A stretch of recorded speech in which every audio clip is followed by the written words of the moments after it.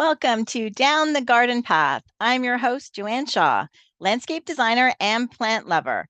I enjoy discussing down-to-earth tips and advice to help you seasonally manage your garden and landscape, and I also aim to bring you interesting and relevant topics to educate you all about the landscaping and horticultural industry.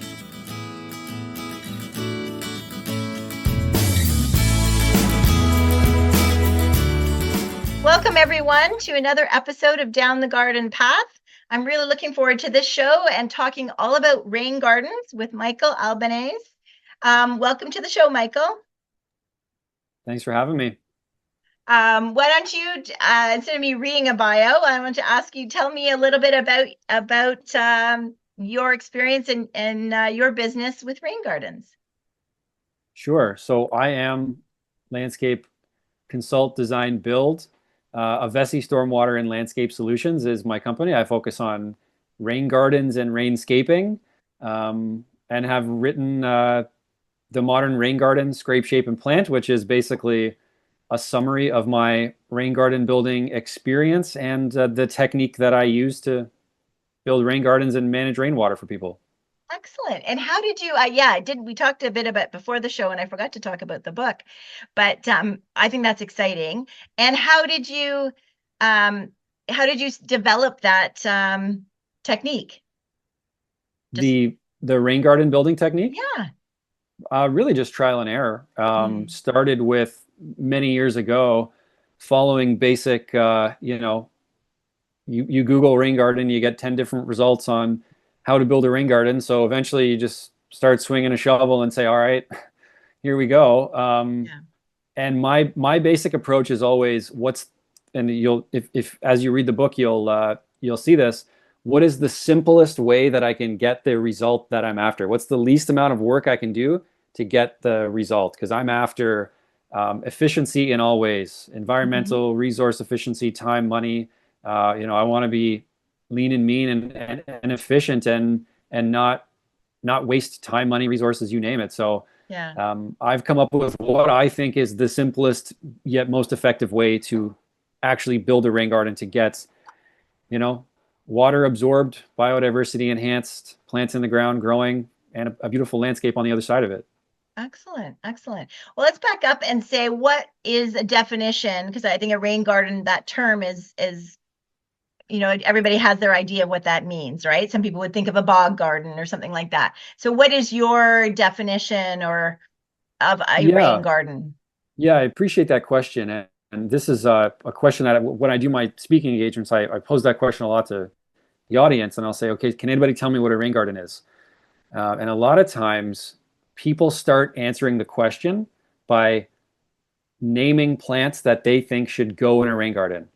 And I have to say, well, let's back up here, because the types of plants that go in a rain garden is different for every garden.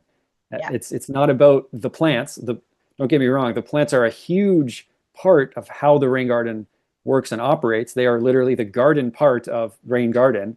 But at the very core of what it is, it's a shallow depression that is used to intentionally absorb water. That's what the rain garden is. It is a water absorbing vessel in the earth. It is not a series of plants. Interesting. Okay. I can see that too, because I get the same thing. This area is, this area is wet. I have an issue, so I think these plants should go there. And it's like, well, no, let's look at the issue, right? Is kind of important. Yeah, you kind of have two different sides of the rain garden world. You have the scraping and shaping side of it, which is the subtitle of the book is Scrape, Shape, and Plant. So you have what I call the earthwork side, how are you physically going to shape the land to create this shallow bowl and to manipulate water to go where you want it to go, and then how are you going to plant it?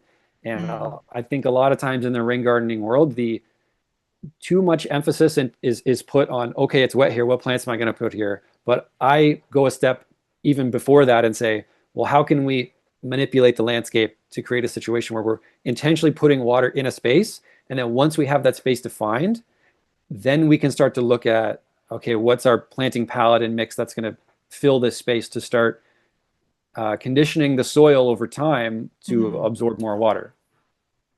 Wow. I think that's a really unique, like it's a very good perspective, but I think it's a very unique one. Do you think every homeowner, like every yard, should have a rain garden? Uh, tough to blanket it like that. I Yeah.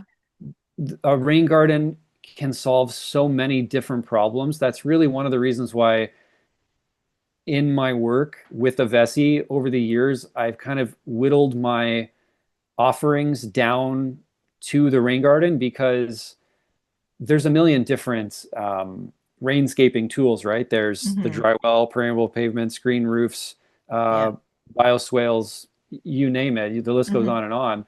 But at the end of the day, the rain garden is really the main driver that hits all those different points, and at the same time has a green space, a garden aspect to it. So I think Hmm. to varying degrees on varying scales, every landscape can have a space that is a home for water in some way. Some can be Hmm. quite large, some can be quite small, some can be very obvious, some can be very inconspicuous. Yeah. But there's a long-winded way of saying, yes, I think every landscape should have some amount of rainwater consciousness in the earthwork portions of how their landscape is shaped and planted. Okay. And the reason I ask that is because I think most, and I'm speaking for clients, that most people think of it as maybe like solving a problem. Like, okay, I've got X problem, a low area, like let's, as opposed to looking at as and that it certainly does solve a problem. I get that. But I think they're not looking at it in the bigger picture of environmentally keeping the water, versus the water running off to the sewers, like keeping the water in on their property and using that water effectively. I mean, yes, they think, even people will think of like rain barrels or irrigation systems, that type of thing. But I think as we, I don't know, like, is that a helpful way of, if we look at like this past summer, right? We had a very wet spring, very, I know it's a distant memory, right, of how cold and wet it was until mid-June, and then we were like Arizona, you know, until a week ago. So I think, um do you see like rain gardens being something that people should start to look towards, and even myself as a designer look towards, to help homeowners reduce those drastic changes in their gardens? I know this is a long question, but to help Yeah, keep the water on in their property. yes, I think you're making a great point there, and a lot of times that is a distinction that I have to make when I'm talking with customers Hmm. is in the early stages of trying to figure out what side of those, which side of that aisle are they on? You mentioned Right. there's the solving the problem, right? I have a wet landscape that I want to dry up, or I have a really dry landscape that I'm trying to get a little bit of life into. And then there's the others. There's people like that who have a legitimate problem that they're trying to solve, and they're using the rain garden to do that. But then the other side of it is, I don't necessarily have any sort of problem. There's no water pooling. I just want to incorporate more environmentally friendly, ecologically sustainable projects into my overall landscape. So I want to use the rain garden for that. Yes. Definitely, there's that side of it, and some people are overlapping where they want to do both. Some Hmm. people are on only one side or only on the other Yeah. side. But as you know, that's kind of how I came to the rain gardening world. It wasn't through gardening; it was through stormwater management, which is one of the reasons why my company's called AVESI Stormwater and Landscape Solutions, is because it really is both of those two concepts: the stormwater management side of it, the keeping a watershed healthy side, and the let's practically solve people's problem side merged together. Right. Right. And I think that's important, because I know I do a lot of educating, of homeowners in doing things that don't, like not walking too much, like in the spring, they're also keen to get out there and walk on their lawns and and compressing, compressing the soil. And I'm always, my newsletters, my podcasts, my education of like, stay off, because all you're doing is compressing everything so that when we do get rain, it just washes off, that type of thing. So I feel like it's, in my limited knowledge, right? And I'm wanting to gain more. I mean, I try to educate, but I feel like how do we get it to the next step? And so that's, and then the other part of it is I know more and more municipalities are wanting homeowners to disconnect from the sewers, right? To disconnect their eaves troughs. And so many are hesitant to do that, or in doing so, then create problems that they now are, blame the city for, kind of thing. Are you finding some of those? Or that is that some where some of the clients come from? Are people that are, having to, or being, or they were never connected? Let's say some of the new builds. Yeah. Downspout kind of issues are a huge driver for the work that I do because that Mm-hmm. water's got to go somewhere.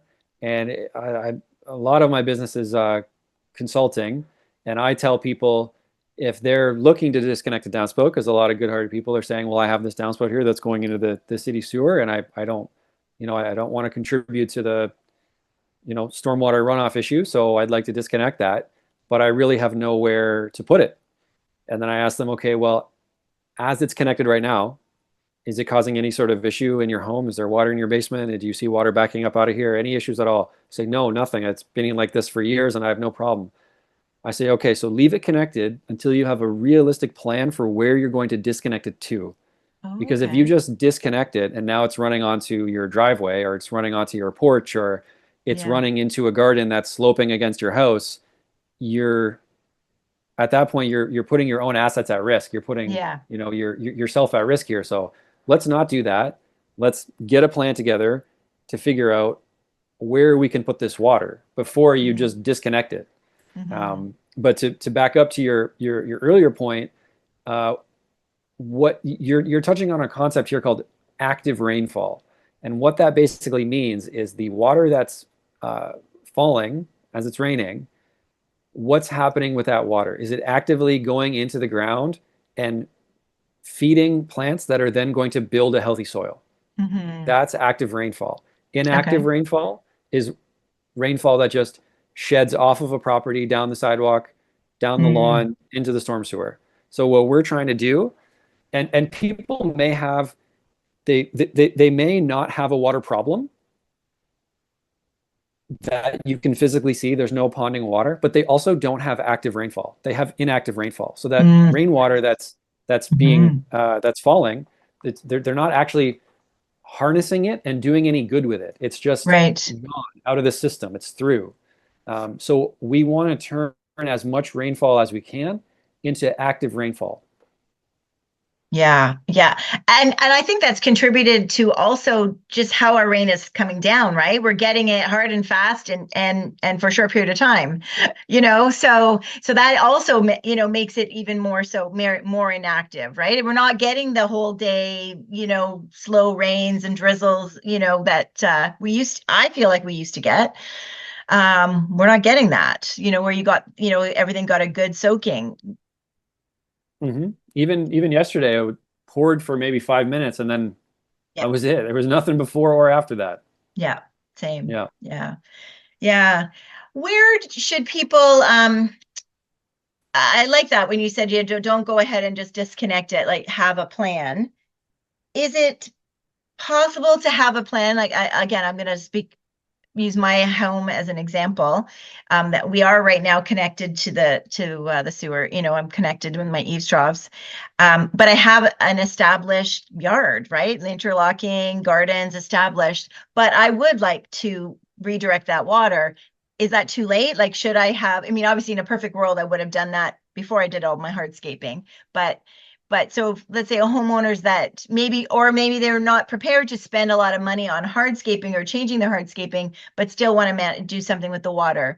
What Yeah. are the Yeah. Uh, as a kind of umbrella statement, I'll say where there's a will, there's a way, okay? right? If you have an established landscape, but you're keen on disconnecting your downspouts, I think it's reasonable to assume that something can be done without completely redoing everything. Now, Okay, I'm saying that without having seen the space at all. I have literally absolutely. zero Yeah, context for the site that we're, theoretically yeah. talking about. But it's something that I see all the time. And it's one of the Hmm. reasons why I encourage people to take a look at how your property is draining water, and when it's raining, where's that water going before Mm, you build or plan a landscape. You have to okay. know all these things first. When you see a subdivision getting built, what goes in first, the storm sewers or the sidewalks? Mm, The storm sewers are the first thing that go in because they have to deal with the water first because everything cascades from there. right. Yeah, that's it. That's a very good point. Yeah. Yeah. And it could be as easy as reorienting where your downpipes are draining to. It could be something like putting in decorative arbors or trellises to bring downpipes over hardscapes. It could be trenching underneath hardscapes or putting in channel drains directly through hardscapes. There's many different Many tools in the ways. toolbox. Oh yeah, and Hmm. that's the beauty of rainscaping, right? It's kind of like send me to a site and tell me that it's impossible, and I'll find a way to You'll figure it find a out. way. Yeah. Oh, that's good to know. That's good to know. What are you finding that when people call you, is it a dire situation for the most part, or do you have like a mix of people that are ahead of the game, or are you really solving like a big dilemma? Or Um, people not ahead of the game, but people trying to avert something, from happening. I really truly haven't had too many like dire dilemma calls. Most of the calls that I get are people who, yeah, I kind of alluded to it earlier. Either they have a problem that they want to solve, and they've, taken the time to document, hey, in the spring, this was, a real huge puddle for 3 weeks. We gotta address this. And then there's people who just kind of have annoying little drainage problems that they need solved, or you have people who really don't have a problem at all and they just want to incorporate more uh, ecological practices into their landscaping, but nothing really like too crazy dire. Okay. I did have one customer last year who kind of misinterpreted my services, and I had to tell her, like, I'm not a basement remediation specialist. Like if there's water like actively getting into your basement through a window well Hmm. because the people who installed the window well didn't like do that properly or didn't do their due Yeah. diligence to like compact around the window well and like actually do some landscaping to like get the water away from your house, like I'm not going to go in and like Yeah. with a shovel and like fix that tomorrow. Like that's not what I do. Hmm. Okay. Yeah. Yeah. So yeah, I mean, I think water can be a big scary issue for homeowners. So yeah, they're going to call anybody. But Yeah. yeah, that's good to know. Yeah. So yeah, you're in a different kind of category there. Yeah, So my work is preventative in nature. My work okay. is long term. My work is not, there's water in my basement, I need somebody here now. Right. Yeah. Right. Yeah. Yeah. Can you speak a little bit about, I know we need to buy the book to know more about your methodology. But can you speak a little bit about that? About you said you're scraping and shaping.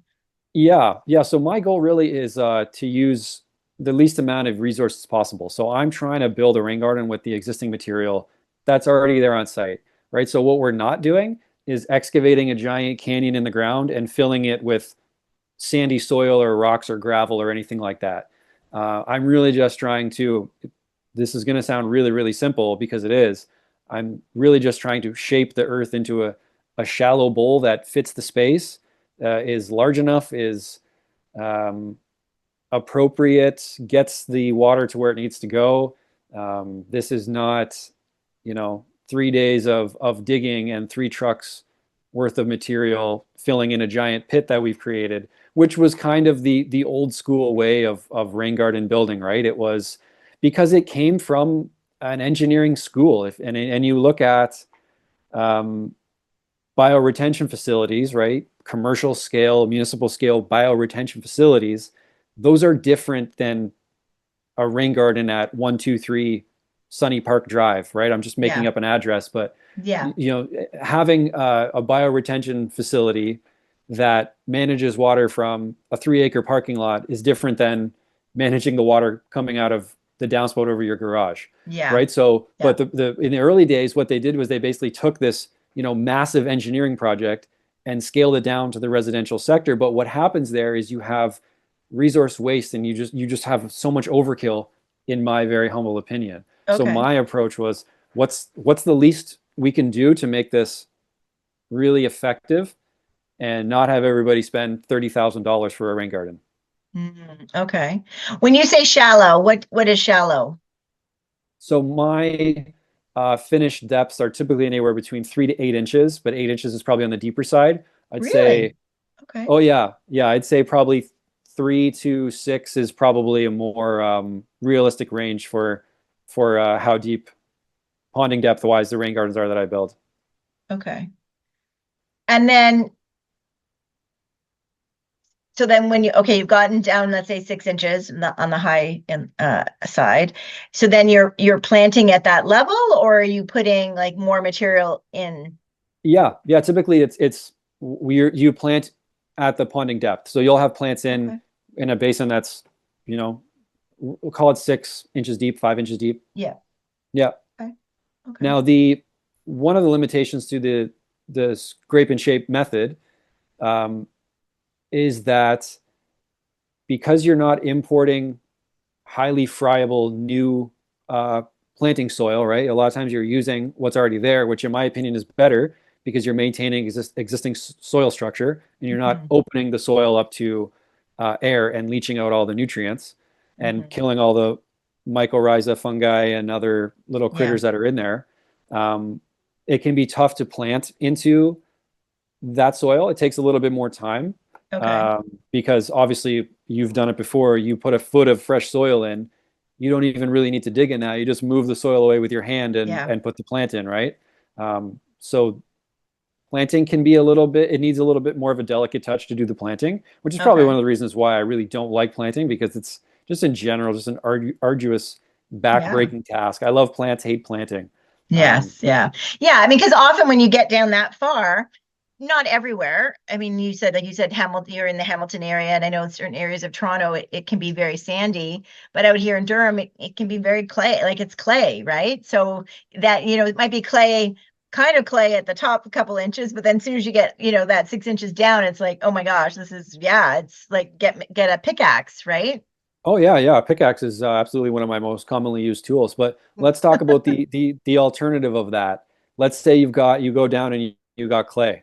What's the alternative? It dig deeper to get all the clay out, but typically the deeper you go, the more compact the soil gets because the weight of the soil on top is compressing the soil below. So you're Mm. digging deeper and deeper and deeper into worse and worse soil, and then you put new fresh soil on top of that, but you're going to be limited by the bottom of the excavation of that really heavy clay.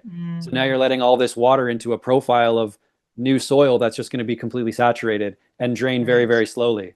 So now you Right. don't really have a rain garden, you just have this really wet ground that's Yeah. not really draining because you're putting something so different right on top of each other, Right. right? Okay. You're Okay. changing something so far from what it has been for so long, Hmm. and in the blink of an eye expecting it to perform perfectly, right? The Yeah. transition in Earth time is too quick. It doesn't work like that, right? It Yeah. takes Yeah. time.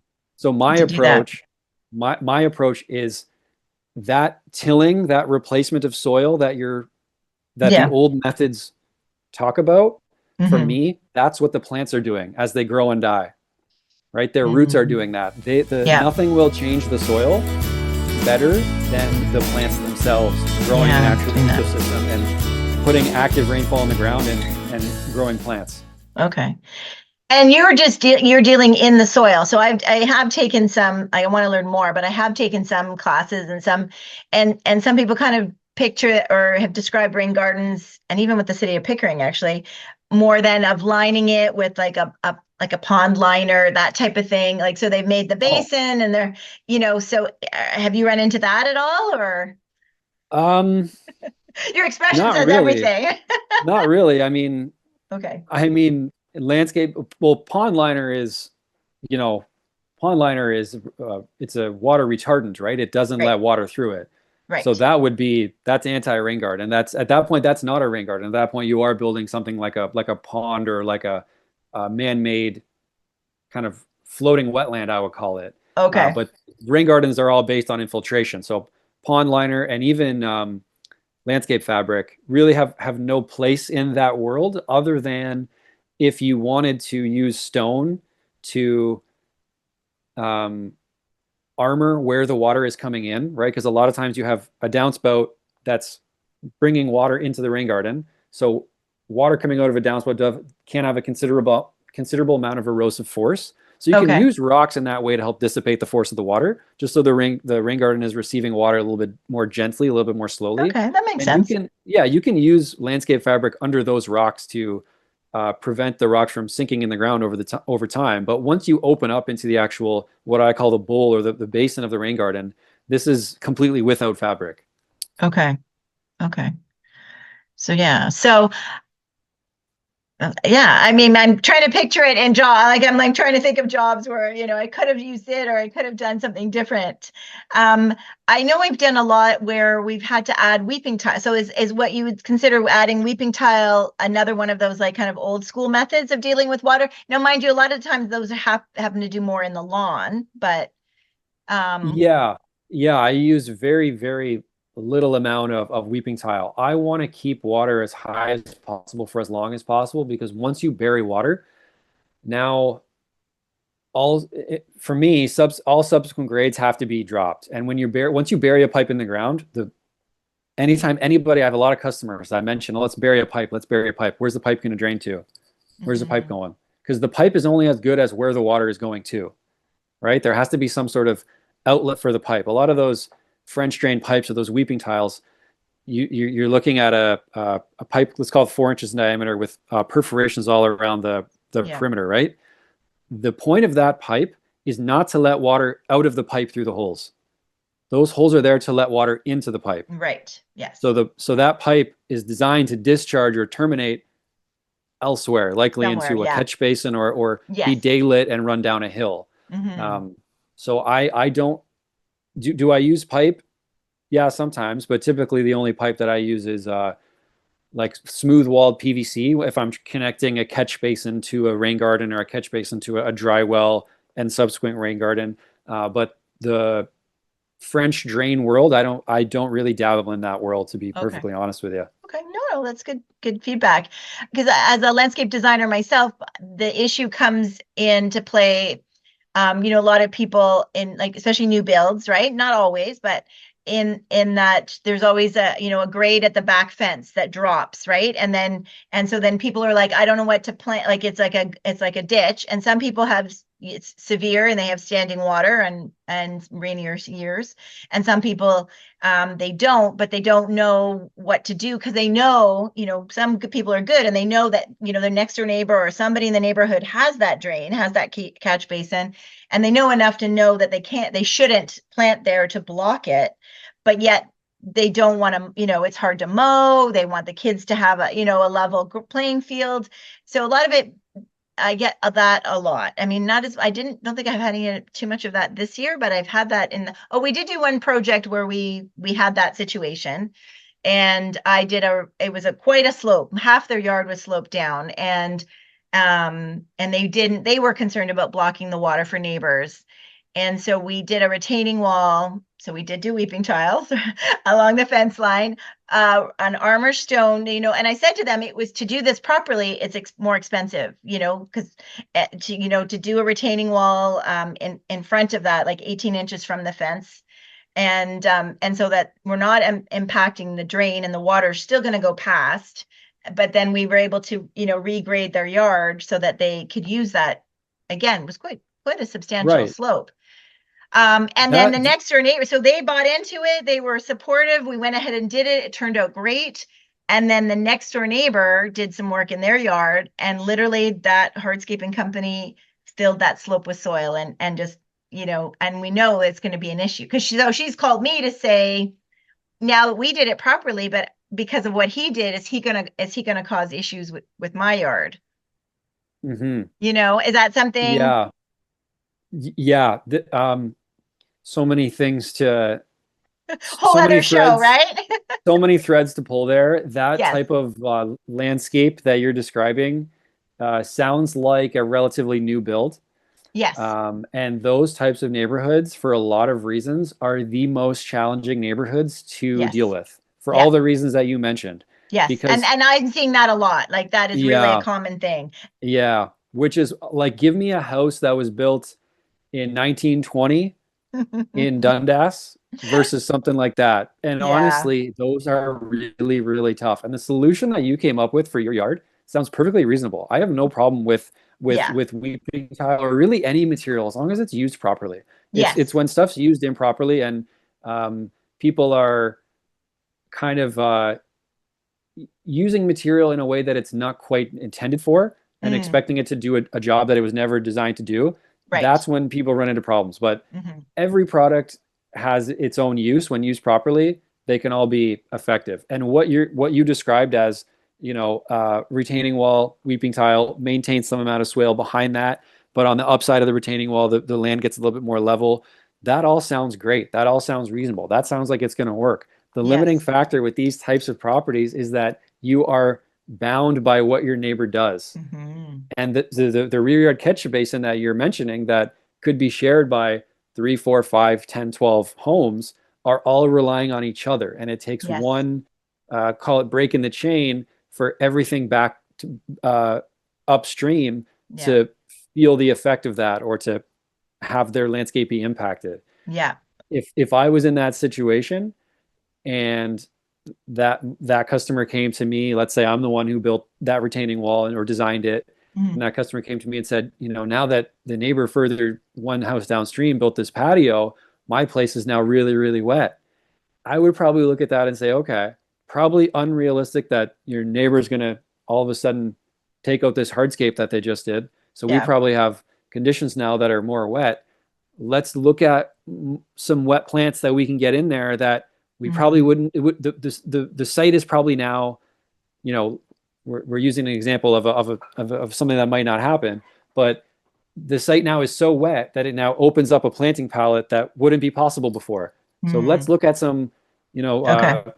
cornicimomum, right? Even buttonbush, typha, some right uh, palm sedge, Juncus effusus, Eupatoria maculatum, lots of things that we kind of stretch those plants to live in the very driest extent of their Yeah. tolerance, but they really thrive in moist environments. So Okay.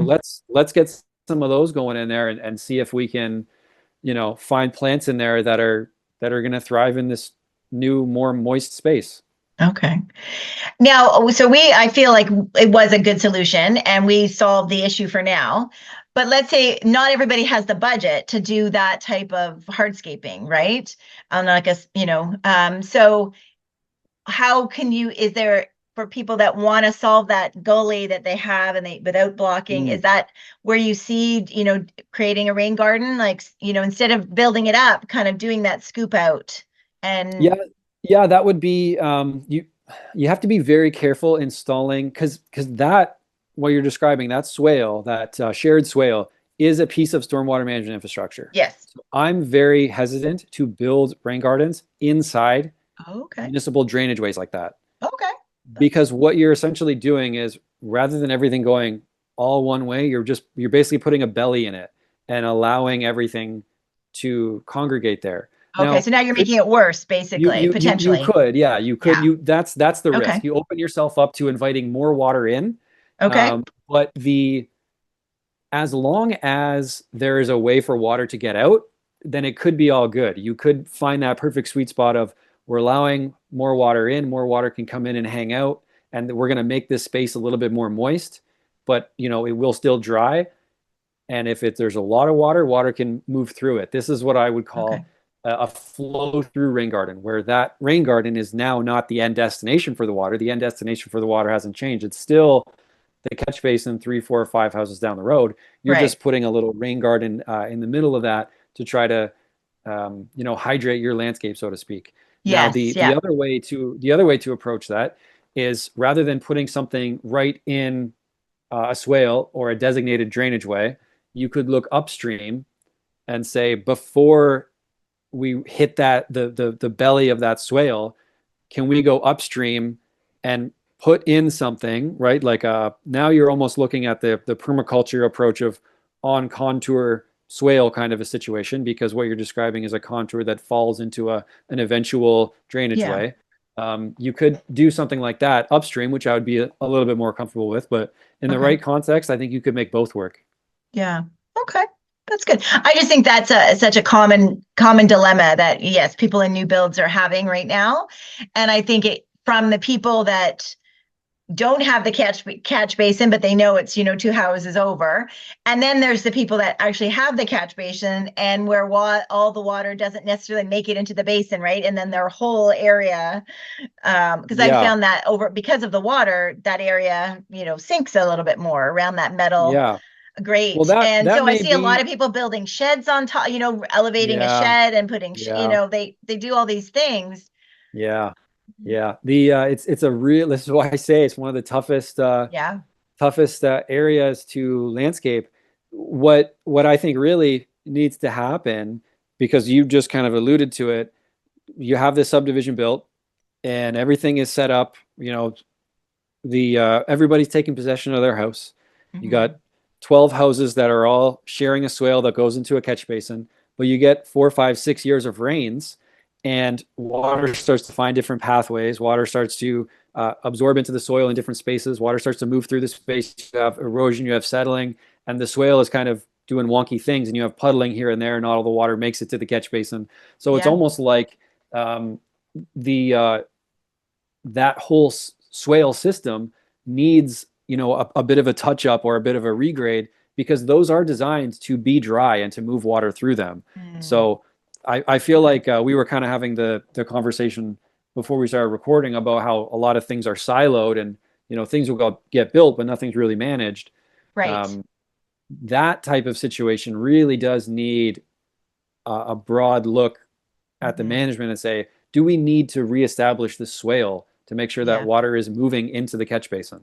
Hmm. Yeah. Yeah, No, it's true. That is true. And usually it's kind of a complaint based thing, right? It isn't until somebody for has a real sure, flooding issue that they for may call the sure. city and then that type of thing. So yeah, so that is a very specific one, but I think it's pretty common. So I think our listeners can be it's relatable. Do you find that is there a majority that you find are backyard rain gardens that you're doing or front yard, or is it just random? Yeah, I'd say you look at every rain garden I built, I'd say it's pretty close to 50-50. Oh, okay. Yeah, Oh, yeah. A lot of people they want the showiness in the front yard. mm-hmm. Um, uh, it also comes down to space also. Yeah. Some of the inner city areas in Hamilton, the front yards aren't very big. The backyards are really big. So they got the space Mhm. back there, the water's going back there. Many different factors go into it, but it's Yeah. been, I think, a fair mix of front and back. Front and back. Okay, that's good to know. Interesting. Let's talk a little bit about the plants. Obviously, I mean, you've got your botanical names down, Pat. So I'm like trying to do the flip in my head. But yeah, do you have some, like, what are your favorites? And do you have I mean, I really, I'm gonna say I don't have favorites. I probably do, but yeah. I the What do you use the most? it's the planting question for me is so tough, because I'm hesitant to give plant names, Okay. because when I give plant names, I feel like it sends a message to people that if I'm building a rain garden, I need this plant. But you Oh, I don't see. need this plant. You need whatever plant is right for your space, because Absolutely. some Yes. rain gardens spend the most of their life really, really dry. So we don't Mm, need, let me, why don't I start with this? okay. Okay. I think one of the most misunderstood parts of the rain garden world is the plants, because I think a lot of people assume that because of the name, and it's obviously a very fair assumption, because of the name rain garden, that this garden space is going to be wet and that we need to plant water loving plants. I disagree with this generally. There are some rain gardens that you can start to dip into the world of plants that may be considered water loving, but as a general rule, rain gardens are more dry than they are wet. So we don't really need if to they're be. working properly, right? Not to interrupt you, but Yeah, right? yes, of course, yes. Assuming that they're working properly, that's fair. Rain gardens typically spend most of their time dry and can deal with water as it comes. So what we're describing here is more or less, you know, upland areas, prairie-ish areas, forest understory-ish areas, depending on right your sun exposure conditions. There are some that you know, you can dip into the wetland side of things, but mostly dry. And I'm a big believer in the green mulch side of things. If you look at my Instagram, you'll see that yes, I do use mulch, but I'm not one to constantly be reapplying mulch all the time. I use mulch in the interim to incubate the soil, but over time, ground covery things can move around in there. I'm a Yes. big fan of basically anything in the Carex family. I love the sedges, Mm-hmm. Beb sedge, porcupine sedge, rosy sedge, Pennsylvania sedge, palm sedge, um, bristle leaf sedge. There's so many of them, and they all Yeah. have similarities and differences. Other ones that I love would be things like obviously the king Echinacea purpurea, lance leaf coreopsis, a little blue stem. What else is in there? If you're going into the more wet side of things, you can lean into the Chelone glabra, white turtlehead, Right. the Totally. Yeah. Lobelia cardinalis, the cardinal flower. Lobelia cardinalis is a little bit of a tough one to work with because it's red. And there aren't many other things that are red. So Yeah. it's kind of like sticks out like a little bit of a sore thumb. Obviously, Mm-hmm. there's ways to use it well, but it can be hard to create a theme when you just randomly throw a super scarlet red plant in there. Yes. Yeah. Yeah. Yeah, for I sure. love the Monardas as well, fistulosa, punctata, didima.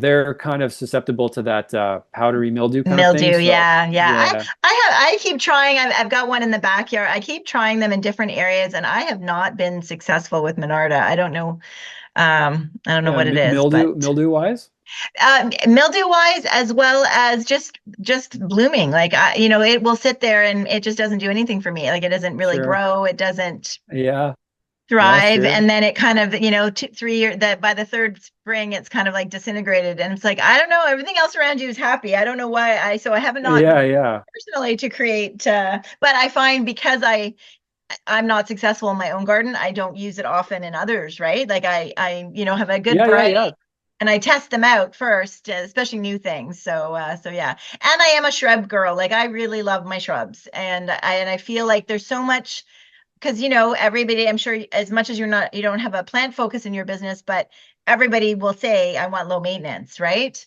And I feel like yep, perennials are certainly lower maintenance than annuals and things like that, but you still have to divide them eventually. You still need to do some deadheading, and you still oh need to pay yeah, attention to them.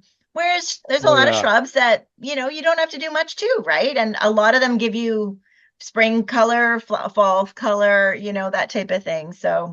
yeah. I So think yeah. shrubs are really underappreciated in the Hmm. native plant movement world because they kind Yes. of get skipped, right? You have trees and then you have forbs. Yeah. Yeah. You have trees and you have grasses. Yeah. You have trees and you have ground covers. The shrub is kind of that middle layer that ties everything together that, Yeah. you know, Yeah. it kind of gets lost in the shuffle. And to your point, the management on shrubs, because it's woody material, is different than forbs that you kind of have to, forbs and grasses and other things you have to Yeah. stay on top of all the time. Hmm. Um, Shrubs, the maintenance is more like, okay, every couple of years, I got Yeah. to do something. You can be a little bit more hands off and enjoy the blooms and the birds and all that. Yeah. Yeah. But in terms of native plantings, something that I'm seeing, and I'm interested if you are, is people kind of under this assumption that native plantings, or in my world, I really only use native plants. So all the rain gardens Okay. that I have are you know, Native. I might use non-native here and there, but definitely nothing invasive. Um, but I'm finding people, the general gist is that you don't need to maintain native plantings, and I have yet to see a beautiful garden that just happened to be like that and nobody did anything to it. A lot of the gardens that I know that are, really beautiful, I'm talking to the gardener and we're talking about how they are gardening it to be beautiful. So where this kind of you don't have to Yes. garden it comes from, I'm not sure. Have you experienced that? I have actually, yes. And I think it's also dividing neighborhoods too, right? Um because people think that they just need to let it be and it's natural and it just needs to be. They're really offending their neighbors because the neighbors only see weeds. The neighbors don't see it as a native garden, right? And don't, they're seeing it as someone who's not really taking care of their property. And so now I'm, having to, like, how do we screen that, and how do we, that kind of thing. So there's a real, like, yeah, I think there needs to be a better representation of that. Hmm. And to be honest, I feel like the industry hasn't done the native. I might be out of turn here saying this, but I've even taken classes and on native plants because it definitely has been a trend in the last few years. And I've like sat there and I'm like, I can't sell that to anybody. Like that looks like a ditch. Like, you know what I mean? Like everything's growing and like, I mean, I have not seen, you know, even as in the industry, as a designer, a presentation where that garden looks like something I could sell to a client. I Yeah. really haven't. I really struggle with that. So I certainly add natives. Usually clients don't even know, like they're not asking for it necessarily. More and more people are, but over my 20 years, that wasn't the case. But I still knew where to put some in, right? And they're usually good performers, like you said, like echinacea and things that are kind of good, and blue stem. I've kind of switched my grasses to more native ones. But it's hard, because they're slower to get going in the spring. So you get those calls, I think it's dead, and it's not dead. You got to be patient, type of thing. Whereas Carl Forster is like, hello, it's, I'm here kind of thing. So yeah, so I think even though but I'm getting to the point where I still use a lot of non-natives.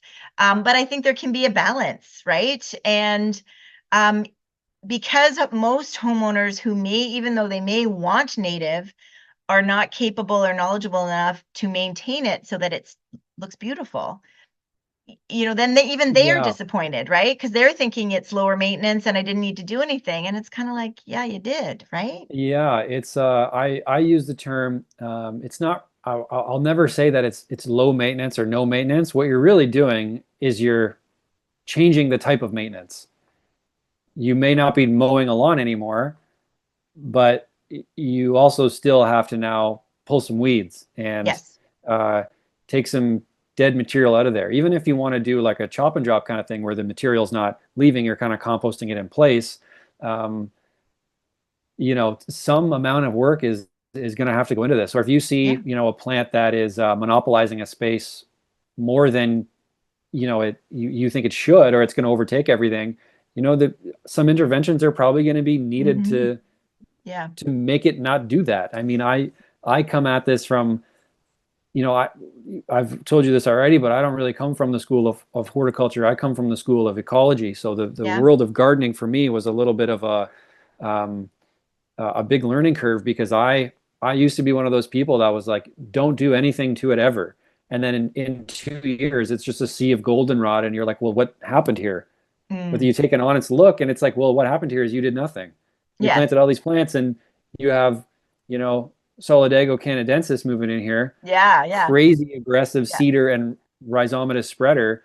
It's Yeah. going to dominate this space, and you're just letting Yeah. it happen and chalking it up to, naturalistic planting design, but it's not. It's just you doing nothing. Yes. Yeah, exactly. And so that's a challenge because as much as they may be native, they still can be invasive. They still can be, or maybe you were saying aggressive, or Aggressive, they yeah. spread from seed. I know echinacea as an example. I had a few plants, in my own garden, and I was cutting them back, in the spring because I just was. And then I kind of thought, yeah, maybe let's leave them for the birds, that type of thing. Well, last year and this year, like it was everywhere. Like I'm still dealing with baby like echinacea plants everywhere, and Hmm. it's not the end of the world. No, for sure. But it has become a weed for me. Like I don't necessarily want it there. Like I have ground cover. I am a corner lot with no sidewalk, and I garden right to the curb. And so I've got a lot of sedum. We get a lot of snow, so it's all salt and tolerant. Because I get a lot of the snow and salt.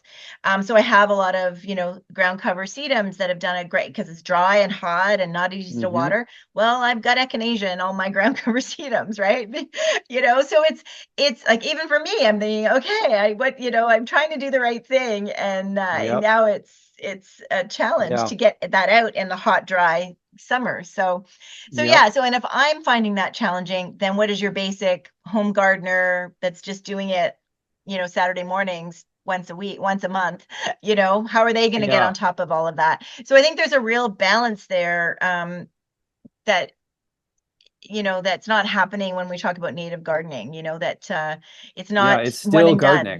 done. Yeah, absolutely. It's still, gardens still need to be gardened. You're absolutely right.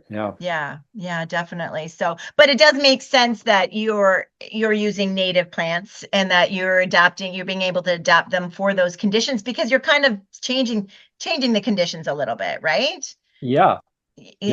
Yeah, so that you can tailor the right plant material for that area. So that is great. So I mean, this has been a great discussion, and I want to do it again. I think we can do another deep dive into more about it. Let's end with you speaking a bit about the book. What made you decide? I've been there. I've written a book. It's not an easy thing to do. What made you to decide to do that? I think it was just wanting to write something to help people who want to build rain gardens, because I really believe in the amazing benefits that they can bring. And I think they're one of the main ways that we are going to help the planet heal from all this crazy ecological destruction that we see around us. Yes. From watershed health to ecosystem decline and biodiversity decline. Rain gardens are just a great way to hit so many different birds with the same stone, so to speak. And I always enjoyed writing in school. So I thought, why not? I remember the first time I ever thought about writing a book, I was doing a master's program in Montreal, which I eventually did not finish and came home from. I opened up a Word document and started writing all of these stormwater management rain garden definitions that I knew. And I looked at it and I said, this is super boring. No one's going to want to read this. And then it was maybe 4 or 5 years later, I literally just opened up a Word document and just started writing. And did that every day for a year, 2 years. Oh, wow. Good for you. And then you get something that, you start to move chapters around, you start to delete stuff, add a picture, do a project, this changes. And there it goes. I wanted to be able to spread the message. Excellent. So like you documented your industry or your niche kind of thing. So that's great. Yeah. I also wanted to prove to people that I haven't been doing nothing for 10 years, Look at all this stuff I've done. Yeah, exactly. So Michael's book is The Modern Rain Garden, Scrape, Shape, and Plant. So you can look for that. And how do people, or do you have a website, or is it on Amazon? Yep, it's available on avesistormwater.com, and it's also available on Amazon. If you just Google The Modern Rain Garden, it should be there. So what I've released recently is the second edition. The first edition came out in 2020. It was about 70 pages. And that one is still listed on Amazon, but you can't buy that one anymore. The second edition, it will say right on it, second edition. That one is the one that is currently available for sale. It's about double the pages. It's the book itself is a little bit, like the physical size of the book is a little bit bigger, and way more photos, because I basically the amount of rain gardens that I built from between writing the first and the second one is probably triple the amount of rain gardens that I built before I built the first one. So excellent. Even if you've read the first one, the second one is a completely different book. Different book. Excellent. Okay. Well, I look forward to getting that because I would like to see that. And I really, as a landscape designer, I think we need to learn more about that. And I also want to, and I think that's why, I could keep you all day, but maybe doing a second show because I do want to talk about like the weather's going to still be an issue, right? Like we're going to have these drought conditions. And like you said, it's a rain garden isn't necessarily a wet garden. So it's like, how are we mitigating, one, the landscapes I create for people or our own landscapes to be able to handle these extremes. So don't you think that'd be a great topic for another show? Absolutely. I'm Excellent. on board. Excellent. Thank you. Because like I said, I want to keep you all day, but it's such a big topic. And I think it's one that people locally, I can't say for the world, because everybody in the world has different, is in being impacted differently. But I think we need to talk about. And I think the perfect time is after one of these summers where it has been quite challenging. Oh yeah. And things like that. So, and what we can do to mitigate that. So, Yeah, so I think I would love to chat with you more about that. for sure. And thank you so much for joining me here on Down the Garden Path. And I'm not, even though I painstakingly did the book, I had a co-host for a while, and Matthew Dressing and I wrote this book, and it was a lot based on the podcast. This is my 11th year, going to my 12th year of podcasting. So I'm a better talker than I am writer, I always say. So that's where so then it was like, oh, we've got all these years of content from the book. And I do a newsletter to all my clients so that at the end of an install, they know what to do in their garden each month. Like I'm very much, That's there's a great. lot of books that tell you what to do, but they don't necessarily tell you when to do it. Right. Yeah. So we thought, oh, we got lots of content. Well, yeah, it's not that easy, right? You really still had to find more. Oh yeah. So yeah, I'm sure the second book was easier, right? Because you had more content. Yeah, and I had a frame to work off from the first one. The first one, it was just make it out of thin air. Yeah. The second one is just building off the spine of the first one, really. Yes. Yeah. So good. Yeah. And if you do get the book and read the book, this is for you or anybody who has their hands on the book. If there's anything that's in there that you disagree with or anything that isn't in there that you wanted discussed, let me know, because I'm writing the book based on the information that I think should be in there. But if there are other rain garden subjects or you want explored or you want anything in the book explored deeper or explained, let me know. I would I welcome that feedback.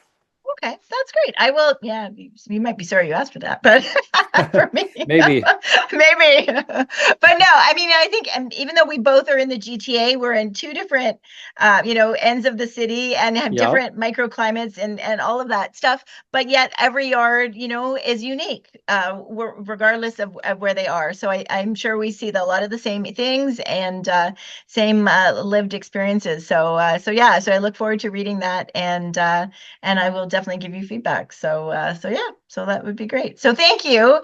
So everyone, again, the book is The Modern Rain Garden, Scrape, Shape, and Plant. And Michael's website is AVESI. Wait. AVESI Stormwater. Okay, AVESIStormwater.com. Yep. There we go. And all of that information will be in our show notes here as well. And we'll link to Michael in when we release the show in a few weeks. So thank you very much for joining me here. I really appreciate it. And I've learned a lot, and you've given me a lot of food for thought in my own yard and how to design for others. And I want to continue to learn about that. So thank you very much. And we'll help everybody join me next time here on Down the Garden Path.